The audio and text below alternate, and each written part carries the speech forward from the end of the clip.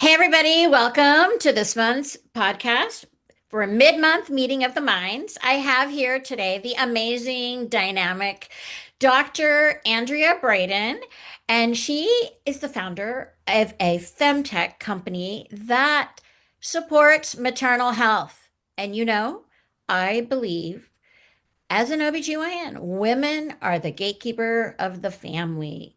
Anyway, so that is so important. And Dr. Andrea Braden, I'm going to let you introduce yourself in more detail. Take it away and talk about your startup company, Lybbie. Okay, great. Thank you so much for having me on here. It's a total honor. As Dr. Shah said, I am Dr. Andrea Braden. I am a board certified OBGYN. I spent 12 years in academic medicine before jumping ship to work on my startup company, Lybbie. I currently work as a hospitalist for my clinical shifts, and I'm also a board certified lactation consultant, which is a little different for a physician, I think, but that puts me in the category of a breastfeeding medicine specialist, which is really my passion. That is how I accidentally started a company while I was at Emory University before I left Emory. And so now I wear a lot of hats. I'm a mom of five. I still work as an OBGYN. I am the lead clinical educator for my company for our OBGYN service line. So I got to keep some of that academic vibe going. I am the medical director of a birth center. And my biggest baby is Lybbie. Lybbie is let's see, in a nutshell, it's the first wearable for breastfeeding moms. So the real difference between what we offer for breastfeeding moms compared to other offerings in the lactation world is that we are looking at breastfeeding success through maternal health, through the maternal health lens. And that's because I'm an OBGYN. And over and over again, as I've gone through my career of teaching and supporting breastfeeding women and trying to help people, one thing stood out to me, and that was that we are not recovering moms well enough to expect them to meet the metrics of success that we put out there for breastfeeding, 6 months exclusive to get the best health benefits for mom and baby. Well, we are looking on a public health, platform. We're not really looking at the individuals, and that's hard to do as physicians. And that pressure that we put on moms, that expectation without the context of their individual lived experience and what their birth may have looked like, really leaves huge gaps in care in those initial weeks after having a baby. So, what we do is we have a wearable. It looks at the mom's. Hold on. Oh, Wait, wait, go wait. Let ahead. me stop you for a second. Okay. I Okay. want to emphasize to our listeners, number one, breastfeeding is so important that it's practiced worldwide. And yet, in terms of the United States, we want the moms to breastfeed. American Academy of Pediatrics does recommend it for up to 6 months, the first 6 months of the infant's life, because it's so good for the baby, it's good for the mom. And we're not going to go into those medical and mental health benefits, but I just want our listeners to know there's a reason this is so important. And there are some moms who are unable to breastfeed as much as they want. There are moms who are not interested. There's moms who are scared.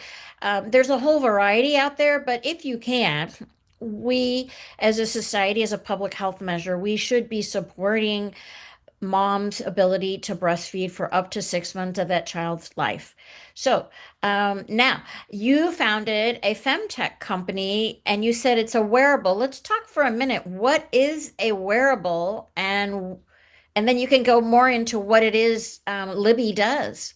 Sure. Yeah. So wearables are very popular these days, and most people probably have one type. An Apple Watch has some wearable qualities with a heart rate tracking, a Whoop device. We have the Aura Ring now. There are multiple different types of wearables, and wearables in general are wellness products, consumer type products that give the user information about what is going on inside their body at an individual level. And many of them are paired with apps that kind of help interpret that data. Maybe not diagnostic necessarily, but they can look at your heart rate. They can tell you, a lot of people like them for zones of exercise and these types and sleep metrics, tracking your sleep. And so where Libby comes in is it's a wearable designed for somebody who is lactating. It sits on the breast and it can measure the ebbs and flows of milk within the breast tissue, which is something we've just never been able to do before. That Right is now, we incredible. That's thank you. amazing. Thank you. I mean, we've never in society ever been able to measure, aside from what gets pumped into a bottle, nobody Exactly. knows how much milk is inside one woman's breasts. And why does the left have more than the right, or the right have more than the left? Or, oh my God, that is amazing. A wearable. So keep describing this. This is just amazing technology. Yeah, it's really novel because just like you said, the standard of care for trying to understand if you're making enough milk for your baby is to look at what's pumped out if you can pump, and the breasts are never empty when you're lactating. They're constantly producing milk. So that can give people lack of confidence, if you will, if they can't let down enough milk and pump it in and measure it in a bottle. We also measure it. The gold standard is to weigh your baby before and after a feed, which, as you can imagine, is a lot of work for a new mom to starve the baby, weigh the baby once you get to the appointment, and then feed the baby and put the baby back on the scale. Like these are and we count diapers. So I like to think of it as, the world of breastfeeding is kind of in the world of paper maps, and Lybbie is bringing the first GPS to help people understand where they're going. I love that analogy. And so, can you describe what this device looks like? Is it like a little round circle, That's or exactly what is right. it? Yeah, it's about this big. It's only on one side because we extrapolate, the averages from both breasts. What we're really looking at is a trend, not so much necessarily the ounces, but a trend in somebody's ability to produce milk. Is your supply dropping? And then with our app, we're able to have the users input their day-to-day behaviors, help build better breastfeeding habits, and then understand which things specifically to that individual are affecting the increase and decrease in their day-to-day supply so that they can make these tiny micro changes in their behaviors that actually do make a difference in their breastfeeding health. And I will tell you, Dr. Shah, that one of the biggest things that is missing is the maternal health side of it. We are really this is to me it's pretty basic, but it is like the most difficult thing is making sure mom is recovering well enough to even ask her body to do this to support another life. And so we're really trying to focus in on the things that matter, the maternal, mental, and physical health every single day, so that moms can understand how those things actually make a big difference and how they are able to provide food for their babies. That's incredible. So, you have a device and you have an app, and the app is a separate app that you download on your phone, right? And then people input the data like a technical diary. Is that correct? That's exact. Diary is the perfect word for it. So the app we are actually releasing in the next few weeks ahead of the Okay. device, and the app is really unique in that it focuses in on the things that, as a breastfeeding medicine physician, I want people to understand. Whereas most of the apps out there in the breastfeeding world are built by users, by breastfeeding moms who struggled, but they're counting a lot of things that actually increase anxiety and do not necessarily matter to those of us who take care of these women. So the difference here is this is built by the people who take care of breastfeeding women and try to help them through these experiences, and not necessarily tracking those anxiety provoking measures, but tracking things like, how was your sleep? Did you get enough sleep? Because sleep helps with your prolactin. How is your mood today? Is your baby going through a growth spurt? Are you physically in pain? All of these little things that make a huge difference in your body's ability to rest, recover, and be able to produce food really do matter. This is true. There's a lot of pathophysiology, a lot of components to recovering well from childbirth, whether you have a vaginal delivery or a cesarean section. Um, it is a stressor on the body and the mind, and together you need to address both, whether it's with nutrition and sleep or all of the above. They all work together in sync. So someone may have the perfect nutrition, but maybe they're so stressed out they're not sleeping well, and there's so many other variables. This is just incredible. So, as a startup, I'm very fascinated to hear a little teeny bit more about funding and how you connected with the people to build an app and build a device. Can you share a tiny bit? Yeah, it's been a long road and multiple revisions, multiple pivots. I would say the initial idea of helping women with breastfeeding, of course, came from a personal place, having had 1,000 children myself. And to be honest, The journey began 16 years ago when I had my first baby and almost walked out as a resident. I was walking out of my job after almost completing 4 years of residency because I couldn't do it anymore. And somebody recognized the problem, diagnosed me with postpartum depression, and that was the pivotal change that created the mission in my mind that I'm not leaving medicine, but I'm going to use my platform as an OBGYN to help other moms not suffer the way that I did. And for me, that was a healing process. So then came the academic career. Then I was at Emory and I was new faculty, and somebody said, "Hey, there are these engineering students, you give them a project and they'll fix it for you." And I was like, "Fabulous. The breast pump sucks. Somebody should fix this." Very long story short, I applied to the wrong thing. It ended up being a grant funding mechanism that was like Shark Tank, but for grant funding for innovations. And they said, "You're perfect." And I said, "I don't do this." I was looking for students to do this for me.